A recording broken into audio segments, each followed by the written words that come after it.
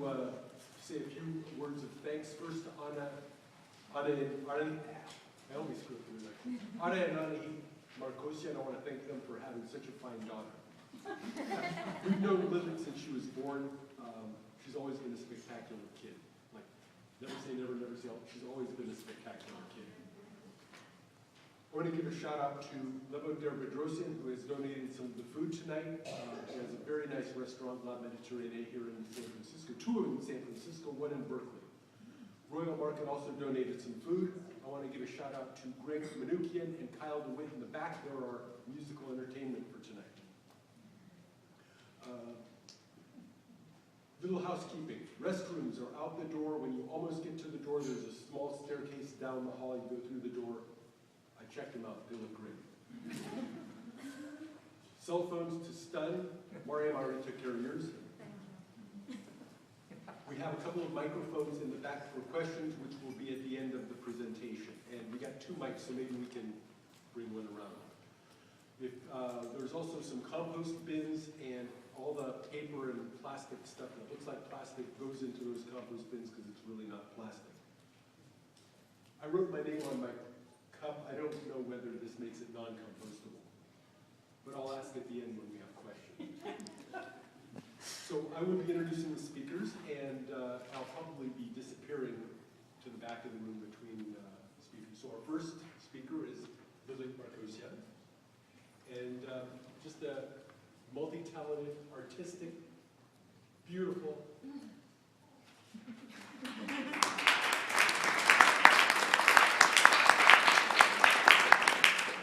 Good evening. Thank you, everyone. And Dr. Manukian, thank you for the exaggerated introduction. Thank you, first of all, to all of you for coming. This is an amazing turnout, and I really appreciate your support. Just to sort of start off the evening, I was asked to tell you a little bit about my experience with AEN, how I got involved with the organization, and sort of that will bring us to why we are all here tonight, which is the sort of beginning of the Armenian Environmental Network San Francisco chapter. So for me, it all began in January of 2012, exactly 1 year ago. I was a senior in high school, and for various reasons, I had decided to move to Armenia for about 8 months. And the way that I found out about AEN was actually through an article which was posted on their website, and my mother, who is wonderful, had sent it to me. And at the time, I had been looking for volunteer opportunities in Armenia, so I took a shot, wrote a letter to AEN, and asked them if they would hire me while I was in Armenia, and they said yes. So I got to Armenia in January. It was very cold and snowing, and I made my way to the AEN office in Yerevan, which is the capital. And that's where I met Kirk Wallace, who is not here today because he lives in Armenia, and he's the programs director of AEN and just an amazing person. And he got me started working with the organization. So I started out with really basic tasks like writing blogs, maintaining the website, doing a little bit of research. And because I was the only person in the office at the time who spoke Armenian, I ended up doing lots and lots of translating, and my Armenian improved tremendously because of that. However, as time went on, my tasks became a little bit more serious, and actually one of my favorite things about AEN is the fact that they were willing to take a kid like me seriously, and the fact that they still do. Every day I'm just completely surprised that they trust me with the things that they do trust me with. And so I went to Armenia expecting to get coffee for people for 6 months, and I ended up doing amazing things like starting a youth forum program at the American University in Yerevan.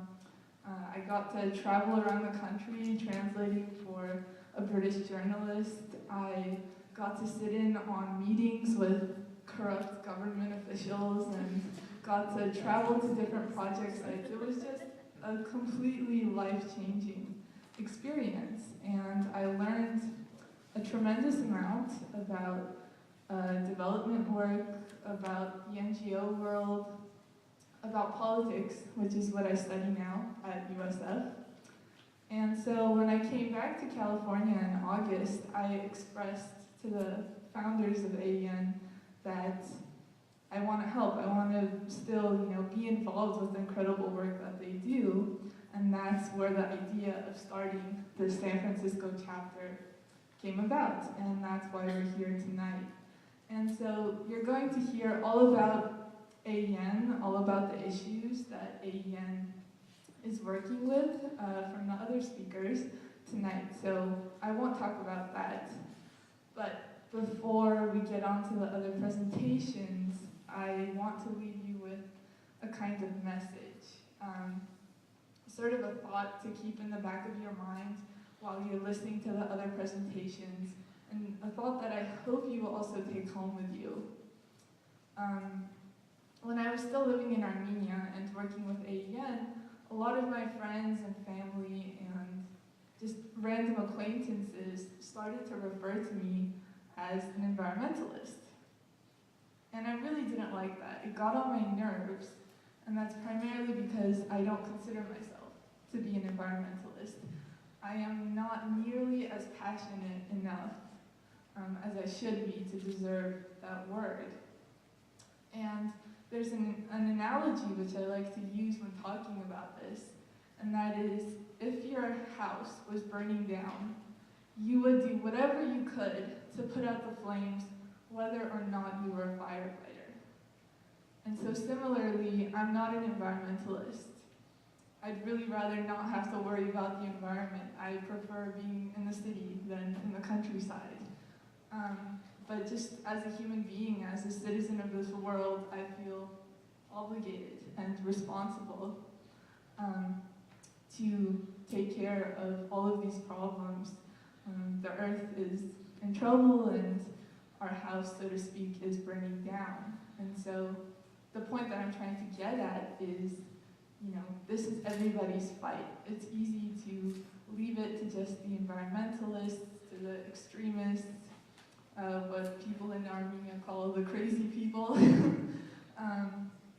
But I really hope that you, after you hear all of the presentations, after you hear what AEN has to offer, I hope that above all you will see AEN as an opportunity to get involved and to make a difference. So thank you. I hope that tonight is informative and also inspiring. So thank you.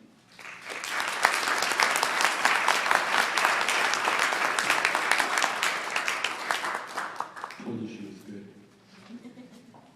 Our first speaker, Dr. Tom McDonald, is an associate professor of environmental science studies here at USF. He says he's been here for 17 years. I don't buy it. He's pretty young. He's got a PhD from Stanford University, and he's currently living in Cupertino and teaching here.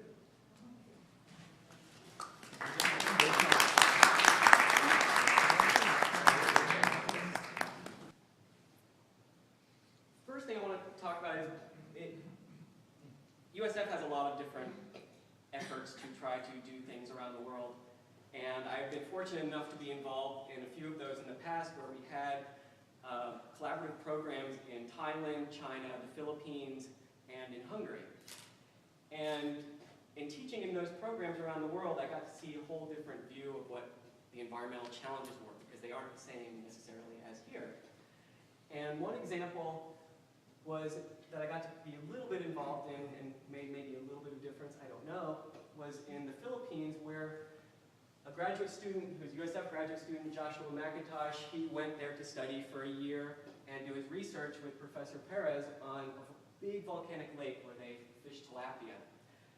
And the problem there was that the fish food that they were putting in was dissolving too quickly and adding too many nutrients to the water, and their wastewater was not treated and was going directly into the water. And so the water quality was going down, the amount of oxygen in the water was going down, and their fish population that they needed for their livelihoods was going down as well. So they were basically destroying their livelihood by destroying the quality of the lake water. And so I got to go out with these people and do some water quality sampling and so forth. And one of the things that the villages there wanted to do was to make their own fish food, so they wouldn't have to buy it.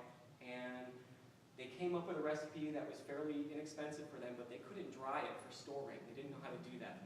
So one of the things I got to be involved with there was to find a way to build a reactor to dry their fish food in an inexpensive way so they could potentially build more. And we got this one village started on it, and they went from one to several reactors, and it seemed to be helping them. And I don't know what the final verdict will be, whether it will avert disaster, but maybe it helped a little bit. And another thing, personal story, being involved with USF internationally was when I was teaching in Budapest, and one of their biggest beer manufacturers there is Draeger beer. And they, as they were trying to enter the EU, they had to start looking at what they were discharging into their waterways. And before that, they were just discharging untreated wastewater from their beer facility. And so I got to work with them on trying to figure out what type of system might they want to install and what should they put out in their bids to contractors. And since then, they've put in a massive treatment system, an anaerobic treatment system, to treat their wastewater. They get methane from that. That gives them about 10% of their energy. And they also take their solid waste and they use that then to feed animals for livestock. So they could save a little bit of money and do something for the environment. And it was a nice success story. And, you know, I had a very, very incredibly minor part in that, but it's nice to see that anybody can have some small impact and help improve things. As a local issue, I wanted to look at as a success story and what an NGO can do. It's very famous. You probably all know this story, perhaps. And that is the Bay, back in the 40s, 50s, and 60s, was basically a dumping ground. People were encouraged to dump their solid waste into the Bay, whether it's cars or just basic trash. The idea that the Bay was a nuisance and we wanted to fill it in so we have more land to build houses and businesses on.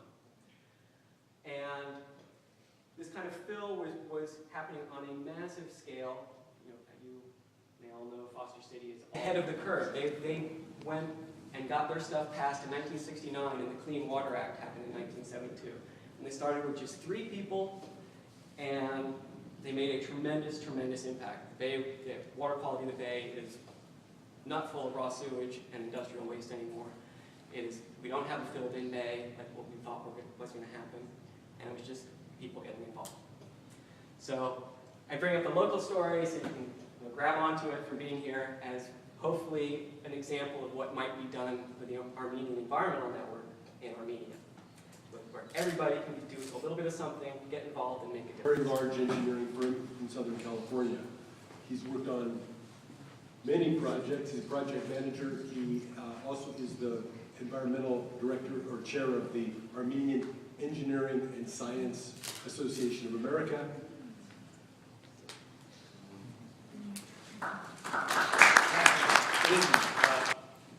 We'll be talking about Armenian environmental issues in Armenia, but bear in mind, if we want to go into details, it will probably take 2 days, if not more, to discuss about details. So we're going to concentrate on the 3 main issues, Lexeva, deforestation, and mining.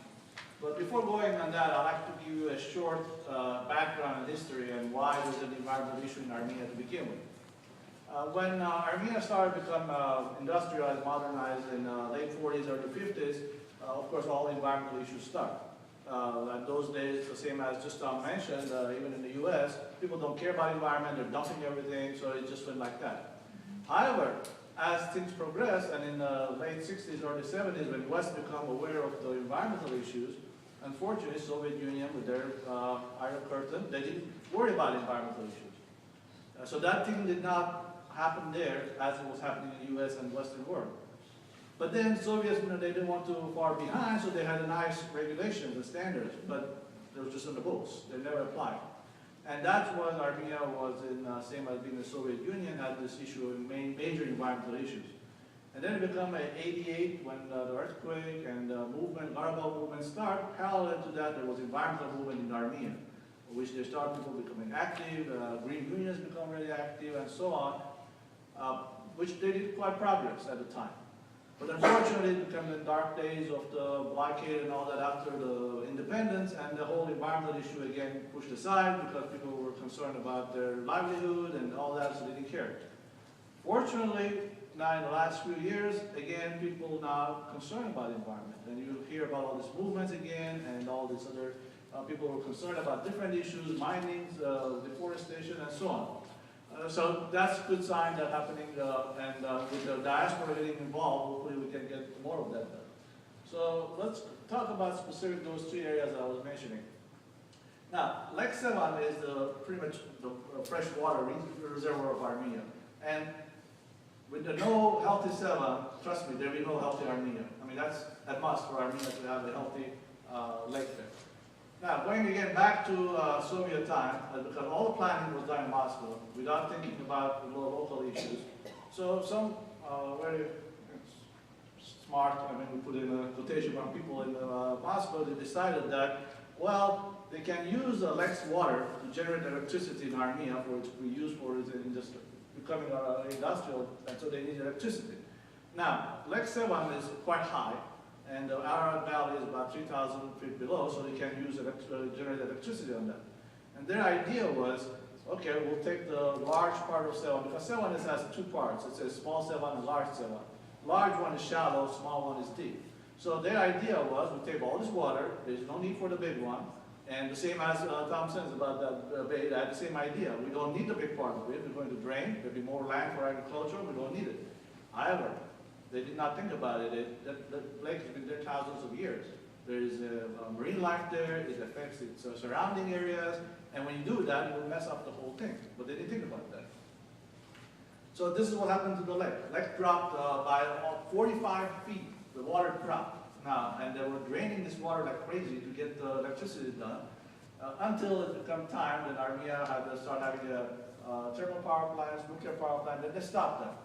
And then you see the next spike was, of course, again, when after the independence and there was a blockade, they had to, again, drain the lake to get the electricity. But luckily now, the water is going up. Now, you can see from this picture here that how much the lake is dropped. But that line there you see there, it's where you go there, where it's gone to Armenia, now you can drive to those monasteries. It used to be an island. So by dropping this much of the lake water, the whole temperature gradient changed. And this picture I've taken it was in about 20 years ago. The water is green, as you can see. And because when the water goes down, temperature goes up. When it goes up, algae grows. It's same as in your swimming pool. When in the summertime, sometimes if you put a cover on that, you see the algae grows. When algae grows, it takes all the oxygen. When it takes the oxygen, then fish dies. And that's why we don't have Ishkan anymore in Lake Sevan. That's why it's all gone. Actually, the sik is also gone. There's pretty much no fish left in the Sevan. All the fish these days you eat in Armenia, it's from man-made areas and not from Lake Sevan anymore. Now, this is what Armenia, at the time when the government realized what kind of a mess they have created, they decided to make a tunnel, and there's a river called Arpa River. And at Arpa River, they made this huge tunnel to bring the water into the lake, which helped to stabilize the lake. And as you can see the other side, that's where those hydropower plants are. There's 7 of them. They're called Sevan Razdan hydropowers. And that's where they were generating all the powers going down. Now, these days, the only water that goes through those plants is what's needed for agriculture use in Ararat Valley. And that's the only water that's been now left. And that's why water is going up. It's gone up about a meter and about 10 centimeters gone up, which is about that much. It's already gone up the water from its low days, which is good. That's why Sevan does not turn green anymore in the summer.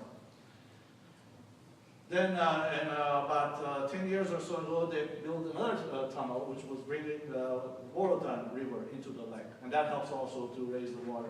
And you see on the other side, there's another cascade, which is another power plants there, but that's a different river there.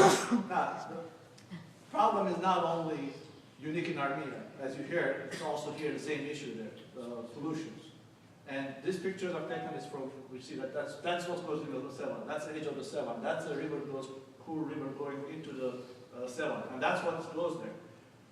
The Sevan Basin, there are about 120,000 people live there. 60,000 of those are in the 4 major cities, the rest in the villages. There is no sewer treatment there. Everything goes either directly to the Seva, or they have wells, goes in the water, into the ground, and from there goes to the Seva from underwater. So that is what's happening. Then of course there's a fertilizer, there's a heavy metals, and all of those flow in the Seva. Now, government in the last 3 years, they got some funding from the European Bank, and they're building some treatment plants for these cities, but the villages are still half of the population that's still going to go there, and who knows? I mean, I personally will not swim in the Seva also. I mean, there's no sign like that, but I will not do it. We can talk about Seva a lot, but let's go to the next topic, which is deforestation. Now, Armenia has never been like Hawaii or anything like that, unless you go to North Lijan or Ijevan, which is very nice and plush and green. Even in the heydays, which was in the early to mid-80s, which Armenia was in the best shape at the time, they had about 10% of the forest. The coverage of the country was for, which is low. Today, the estimation is about 7, if less. Now, when they say forest, I don't know. I mean, for me, it's forest is when you go there, a lot of trees. But places that they count as a forest, you go there, the bushes, and a few trees scattered through, oh, this is part of that 7%. And so in reality, I think much less than 7% even. Now, during those days of 92, 94, whoever's been in Armenia or visited there or been living there, they know that was pretty much no energy. There was only water from the Seva. There was no gas. There was no fuel. There was nothing. So people start chopping the trees. I'm not talking about villagers who live around the forests. They've been doing it for thousands of years. They know what they're doing. I mean, because that's their livelihood. They're not going to destroy it. But I'm talking to people from the city and crooks who decided to cut the trees and use them for profit, and for, of course, they wanted to get, I mean, that was harsh, those 2 winters were very harsh winters. And you can see there, I mean, these were like, you see a lot of places like this, and because especially in different cities, near the cities, wherever at the time of the Soviet time, they had all green belts, they're all gone. That's what's around. And you can see a lot of things like that. And even today, those trucks there, which go there in the streets, in the roads, you see it. Now, today, there is no need for wood. People don't burn wood in their apartments anymore. But there is not an organized group people or whatever, they cut the trees. They cut a massive amount of trees. And what's going to happen? I don't know. It's just, when you have no trees, you change the climate, you have a lot of erosion, and it's a lot of other effects that people don't think, but that will happen. Now, Hayanda, or Armenia Forest Service, is the one supposed to be keeper of these forests. Yeah, I mean, they're nice people, but they don't do their job. And they're, a lot of people, myself, a lot of people argue with them that you're not supposed to do this, but again, everyone thinks about their own pocket, and they do that. Now, 2 organizations from diaspora in the US, Armenian Engineers and Scientists of America has a project called Fast Growing Tree Project, and then Armenia Tree Project from Boston. These are 2 organizations that are doing a lot of tree planting in Armenia. Now, AES's project was to use hybrid fast-growing poplars. And what those are, they're genetically improved to grow fast. We send a lot, like thousands of these sticks, which are about this much. You put them in the ground, that's what you get in the first growing season. I mean, that's the plant you get. And then, of course, in a few years, you get this much. The idea was that to plant these trees, and people want the wood, cut these trees. They mature in the 10 years. So you can cut this and don't touch those forests which are about 100 years old. Because this is not a forest. This is agriculture. You plant these trees, and the idea is you have land, you divide that by 10 parcels, you start planting one in every year in one parcel. At the 10th year, when you're ready to plant the last one, the first one is ready to harvest. And you go on in a circle like that. That's the idea. Now, if it was somebody financing, government or World Bank or USAID, we don't know. But that's what we tested it, we tried it in, and it works in Armenia. But it will happen or not, I don't know. Armenia Tree Project, they have planted maybe more than 1 million trees, more 1.2 or 3 trees that they're planted there. And theirs is more in green belts and a lot of fruit trees. And they're trying to at least get the orchards going, get jobs for the people, for villages, which is, they've done a tremendous job and good job. This is the job that Inaugural is supposed to do. Now, if you read their news releases, I was telling to their president or the director one time, if I put all those things that you said in the news releases in the last 10 years, Armenia should be like a Hawaii right now. Where are those trees? Well, they die, they don't, because they don't take care of them. They just plant them, get the money, and say that's done. So that's the unfortunate part. So much for the deforestation. Now let's go to another issue, which is mining. Now, Armenia is a small country. We don't have natural resources. We don't have gas, we don't have oil, we don't have diamonds, but we have some precious metals and some stones. Well, the famous one is two, that you're all familiar, and they're used for the buildings and everything else. There are about 500 active mines in Armenia. That's a lot for the country size of Armenia. And there are 130 already licensed. And there's a long list of other sites, possible sites, that people are investigating right now for possible future mining. Now, and probably you will hear a lot in these days in the government announcement that mining is becoming a job creator in Armenia, it's helping the GDP. No. I mean, the data is, and this is data from the World Bank and the European Bank, it's only 3%. 3% of GDP is from mining. That's nothing. And only, not even 1% of the workforce works in mining. So all that thing is just to fill in out some people's pockets. And that's what it is. Does government do anything? No. Because a lot of those government folks, they own these mines. And that's because the line in Armenia between government and the business is very blurry. You don't know where it stops, when it starts. I mean, a lot of so-called big businessmen are also members of the parliament. So that's the issue there. Now, the drawback of the mining is the waste and what is left there. When we say mining, a lot of people think, okay, some guy goes there with a chisel and gets the gold out. Well, I'll tell you the thing, that's in Hollywood. In the real world, that doesn't happen. This is what happens in the real world. Because this is what a lot of mines are open pit mines in Armenia. And that means that's a Kajaran and that's a gold mine. This is what happened at the end. I mean, this place was like they have to get all this dirt and everything moved out so you can get those precious metals out of there. That's gold or copper. Now, how does it work? With today's technology, you have to take these boulders or rocks, which they have in it some amount of gold or copper or whatever. The only way to extract that is to crash that gold, that huge boulder or rock, use some chemicals to get it out of there.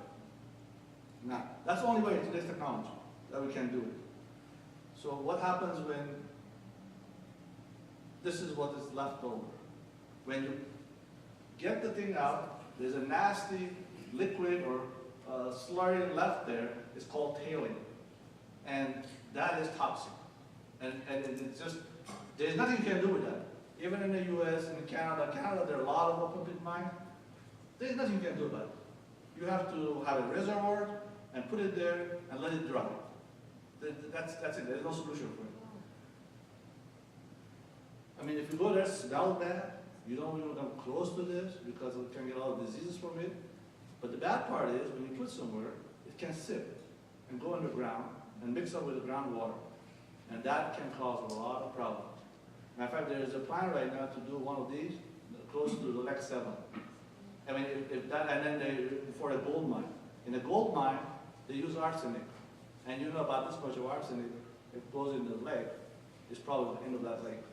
And that's what people think. They don't think long term. And this is what, and a lot of people say, well, there's a safe way of doing this. You can't put some kind of underlining and everything else. But in Armenia, I've argued a lot of this. Well, there's a clay. There's a rock underneath. Well, yeah, but the rock is not, or clay is not solid. That still can sip through it and go in the groundwater. Then what? So no one has an answer. But no one wants to spend the time to do it right either. This brings us to Delhi. Now, that's probably you heard a lot these days. And that is going to be like the poster child of the mining there because it's a huge mine. It's a lot of potential. But also, it's located in northern Armenia where you have a plush forest. This is what it looked like. This is stable forest. Now, unfortunately, they found big deposits of the molybdenum and copper there.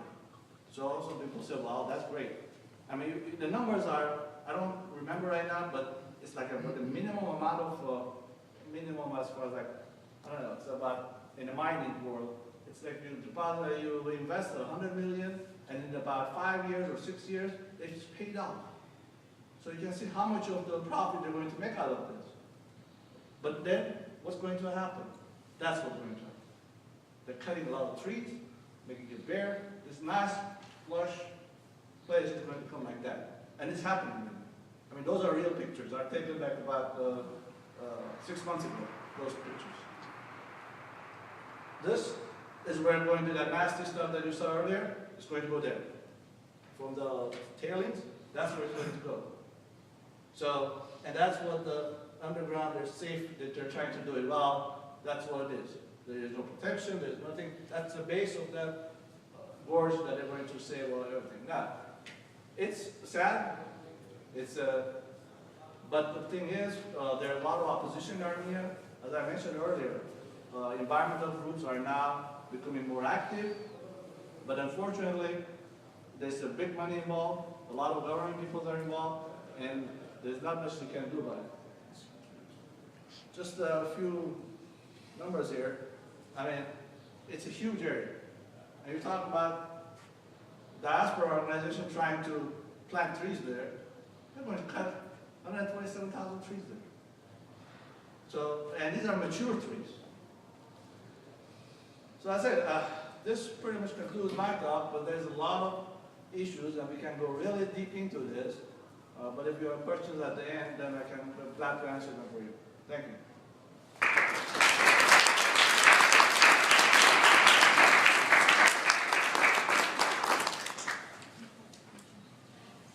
Thank you, Ari. Our next speaker is Ursula Kazarian. I'm going to read this. I just can't resist. She holds a BA in International Affairs with Environmental Resources concentration from the George Washington University, a dual MA in International Relations and Natural Resources and Sustainable Development from American University and the United Nations University for Peace in San Jose, Costa Rica. She holds a dual Doctorate of Law and Masters of Law in European Union Law from American University of Washington College of Law and University of Carlos III in Madrid, Spain. She was telling us earlier that she spent a lot of time traveling through Spain, but then she ran out of money, so she came back. She's moved to Armenia, but then ran a little low on cash, so had to come back. So I think we really need to support this young lady. Thanks very much for the introduction. It kind of throws me off my balance a little because I didn't realize all that was going to get in here. But before I get started, I really want to thank everyone who's come tonight, all of you who made time to come and show your interest in Armenian environmental issues. I also want to give thanks to USF for hosting the event and for all of the support that they've shown in making this event a reality. The speakers kind of mentioning. I think both presentations were extremely informative, and Areg, I think you really managed to show the gravity of the situation, and with just a couple of the many issues which are not unique to Armenia, but which are urgent and deserve our attention. So thank you. I also want to thank our MC, Dr. Manoukian. It's been a pleasure getting to know all of you before the event, and you're doing a great job of keeping us sort of on time, which, you know, let's face it, is one of the hardest tasks at Armenian events. So feel free to gesture when I'm up on time. I want to thank, I know there were many volunteers who pitched in. I don't know you all by name yet, and I just want to thank you. My friend Armenia, who came in last minute, and I know you were there as well, so thank you for manning the table and greeting everyone as they came in. And last, but definitely not least, I want to thank Lily Markosian, who I actually met for the first time in person today, actually, because as she mentioned, she did start with our Yerevan office. I knew about Lily before she left for Yerevan. So I saw the original email, or maybe it had just left, I don't know, but I got the email sort of forwarded over to me from the executive director in DC, and Sarda Benyan, who wishes she could be here tonight, but we had logistical issues like getting across the country. So, you know, Lily just absolutely floored us. I wasn't really prepared for her remarks. How could we not take her seriously? she's her intelligence, her vibrant, you know, determination just to get so many tasks done in such a short period of time. That is why she was given such serious tasks, because she proved herself very quickly to be absolutely capable in every way possible. So we very rarely consider her age except to marvel at her ability. So thank you, Lily. I know you were basically the one who spearheaded all of this. You put this all together. Everyone who pitched in because of you, and I'm here because of you. So thank you for starting this chapter. And I can't explain to you the feeling of how rewarding it is to see this happen. This is our first real chapter outside of DC. And I am going to get into AEN's history, our current events. We have a very small workforce at this time. Most of it is volunteer-based.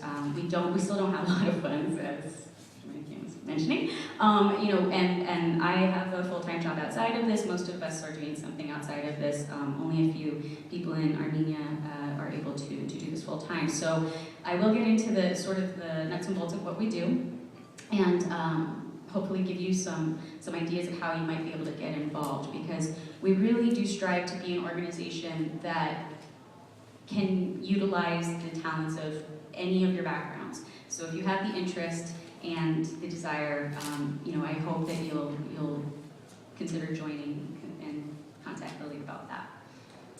So just to get into AEN, I'm just going to go over this part briefly.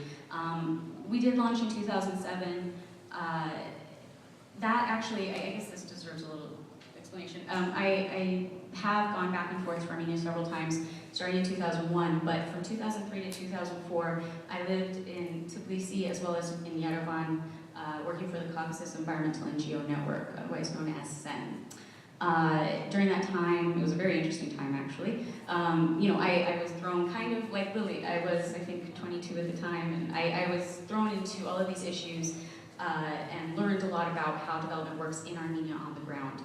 So when I came back to Washington in 2004 to start my master's, that was when, you know, I started telling people what I had been learning.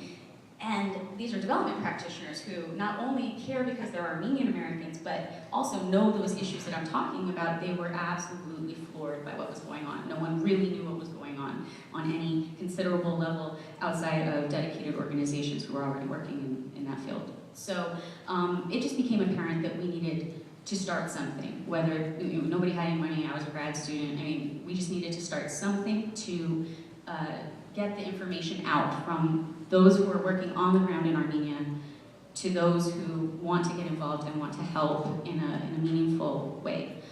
So I was traveling a lot. That is why it took a few years. But when I came back to DC for law school, that is when we launched in 2007. And it was at the World Bank, downtown. You know, it was a development focus. We focused on deforestation, which, as Arek was mentioning, is a huge topic and has been for some time. We actually, during that time, I continued to travel, so it was hard. It's hard to try and, you know, build something when you're not stable in a geographic way. So we did cobble together a really wonderful core team of people. You can absolutely learn more about who's working with us on our website, so I encourage you to visit it, and we do have those materials at the table if you haven't been able to pick some of that already. We did open our Yerevan office before becoming a project of Earth Island Institute, which is actually here in Berkeley. But it was just by a few months. It was a huge coincidence. So 2011, we were granted 501c3 status, meaning we could give tax deductible, or tax exemption for U.S.-based donations, and we are also tax exempt in a couple different ways. So that was a great step forward, and of course our Yerevan office was a great step forward. We don't have any formal offices in the U.S. because when you have few resources, you have to really focus them where you think they are really needed the most, and we believe that to be in Armenia. So now, brief overview. We're basically, our headquarters are still in Washington, D.C. Yerevan is where our operations office is, where Lily was volunteering before she became our chapter organizer here. We do have a project site, our pilot project, which I'll talk about in a second, which is in the eastern part of Armenia, actually very close to the border with Azerbaijan, and it's called Shamshadin, historically and sort of colloquially. It's in the Tavush region. And now we have a chapter here. We have a developing chapter in Boston, which we're hoping to launch within the next few months, hopefully by mid-year. Los Angeles, we have a presence. I've been out there a few times, and so we are trying to kind of get some sort of feel for that, but that is still a developing thing because there are so many different voices, and I'm going to talk about that in a second as well, because some of the topics that Arek was talking about are the basis for much of the civic engagement that we're seeing in the diaspora now, and a lot of it's based in LA. And we would like to see international chapters at some point. That is the structure of our organization, is to accommodate communities, regardless of where they are, and to try to make us sort of feed off of each other's strengths and to work in a concerted way with a unified voice to try to improve the situation. So I'm actually going to skip over our mission statement because it's very long and I think I just explained it to you. But basically we do try to get that information to the diaspora from what's going on the ground. And the second part of that is to bring that to meaningful action on the ground. So once we get people involved and interested, what do we do? That's only half of the game. That's not really helping anything just to be informed. You have to, turn that into something. So that's what we're trying to do right now with our Yerevan office. We started, just to give you an idea of our activities, we did do panel discussions. That is the easiest thing to do with a small budget. So we had the deforestation as our inaugural event, and energy, public health transparency, environment, technology, environmental monitoring, mining, more recently, Lily mentioned the youth forum, so we have some various community projects that are starting to take place in Armenia, as well as advocacy. We recently spearheaded a letter together with the Armenian Tree Project, and I think it was like 12 other organizations, 14 in total, signed on about Taproot. It was addressed to the president, the prime minister, and I think it was copied to the director of the Armenian Copper program. So that was to basically say, look, we know what you're doing, we're aware, and it's illegal. How far that actually goes, it's a letter. But it is the start of something, and it's pretty incredible to see that many organizations come together for that purpose.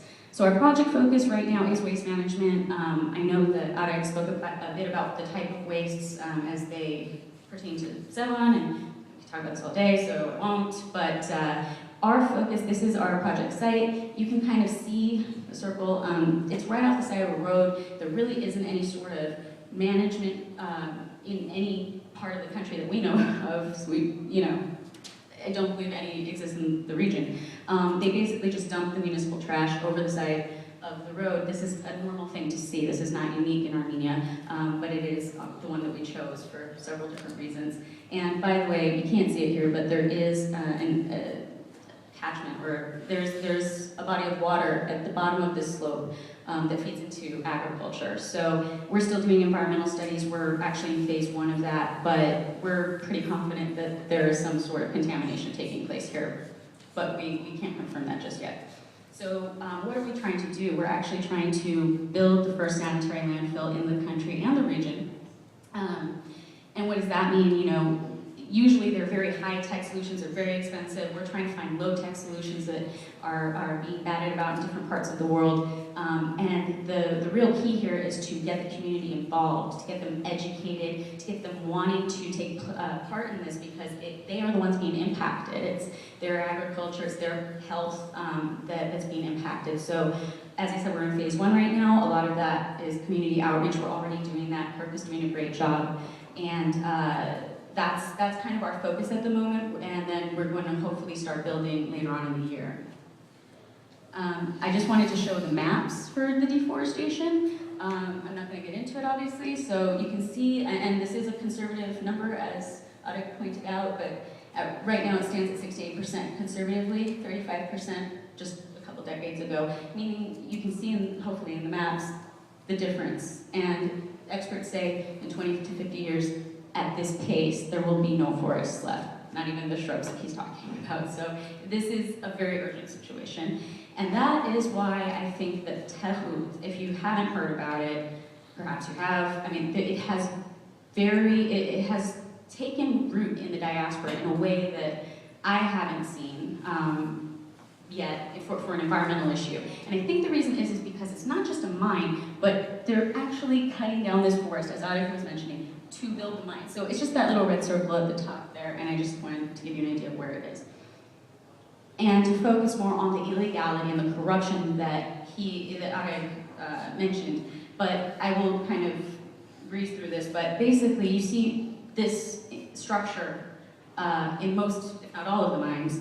It is privately held. It's usually linked to an offshore account, so you have very limited information about who owns it and how it's run. Very, very little public input, and in fact, Valix is probably one of the better ones to at least try to ostensibly involve the public. The other mining companies don't even try, so you gotta give it to them for that. Just to give you an idea in terms of activism and what can be done, there are certain things that can't be done. You can't get the trees back that have already been cut, for instance. But if you do want to take action, and these are things that we're talking about now, some of the groups that want to fight these things, just to know access points. 90% of the copper the ACP exported in 2007, we have some years gap here, but we can imagine that it's similar, went to Germany, and the rest of it went to other Western countries. So when we're talking about, well, what do we do next? How do we help? These are things to think about. Who's buying it? Who's demanding it? Who's giving some of the equipment that's allowing this to happen? Because when you're trying to fight directly against corrupt officials, that they don't necessarily have the level of shame that we're used to seeing, so with public shaming. The environmental impact assessment was the focus of the letter. I won't get too far into this, but suffice it to say, the first environmental impact assessment, which is basically a review by independent experts, or is supposed to be independent, to tell you why this project, is it going to impact the environment in a negative way or not? And if so, what are some alternatives? The first one, the actual EIA, was done by a subsidiary of the company. That is not legal. Then an independent report said, okay, this EIA has X, Y, and Z gaps. So another independent organization came and did a gap filler EIA, which is also illegal. The whole thing has to be independent from the start. Plus the gap filler EIA, which the company is now referring to as saying, look, we followed the law, didn't involve any public hearings, and that is one of the main focus, that's the main focus of the EIA law as far as having input and really looking at what the options are for the communities that are impacted. So I'm actually wrapping up here, believe it or not. So the current reality is that the villagers in the area are becoming skeptical of the mining company. And again, this is not a unique situation to Armenia. We see this in many countries throughout the world.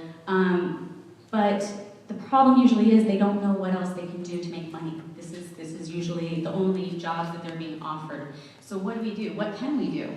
And this is actually the crux of what the discussions that are taking place now in different communities, including Los Angeles is a major one.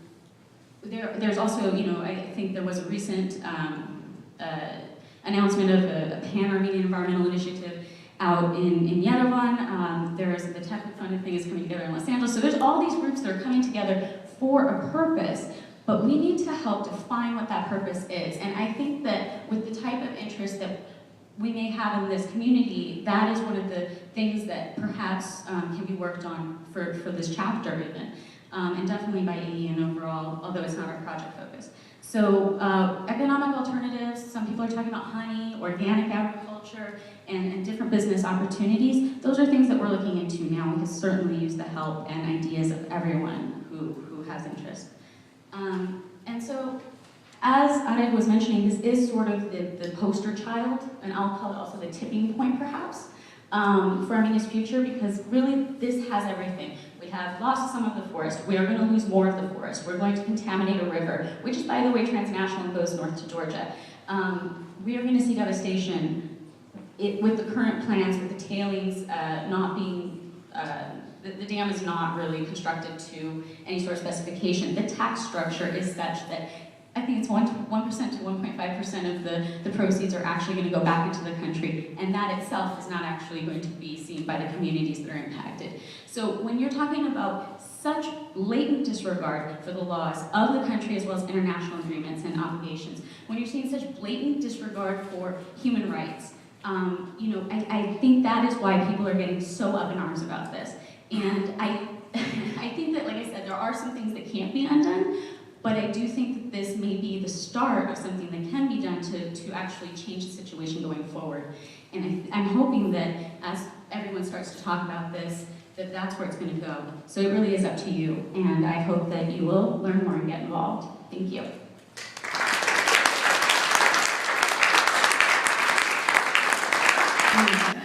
So thank you to all of the speakers. That was great, very informative. A lot of times when you come to these sorts of events, you sit around for an hour and you listen to all of these generally depressing and devastating lectures. And I think a lot of the time when you leave that event, you go home feeling like these issues are too big and there's nothing that I can really do about it. And so when we were planning this event and just talking about what we wanted this chapter to be, one of our priorities was to make sure that that is not the case, that you leave tonight well-informed, first of all, about the issues that AEN is dealing with, but also well-informed as to how you can help. And I just want to say that AEN is ready, and this chapter is ready. We've been working for several months with project proposals, ideas, we have some resources.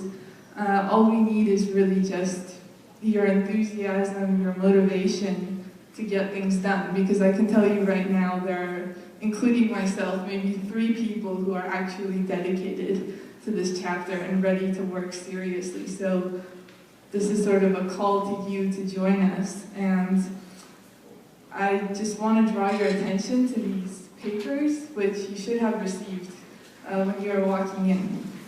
And it literally says, what you do. It's very to the point, and it just outlines some options as to how you can get involved. And I'm just really quickly going to go over these, talk about them in a little bit more detail. The Q&A is coming up right after this, so if you have questions, feel free to ask. So I'm just going to start with number 1, staying informed. I think a lot of you, when you walked in, you already signed up for our newsletter, but if you haven't, please do that. You'll receive a free pin. I think personally, having a conscious community is half the battle.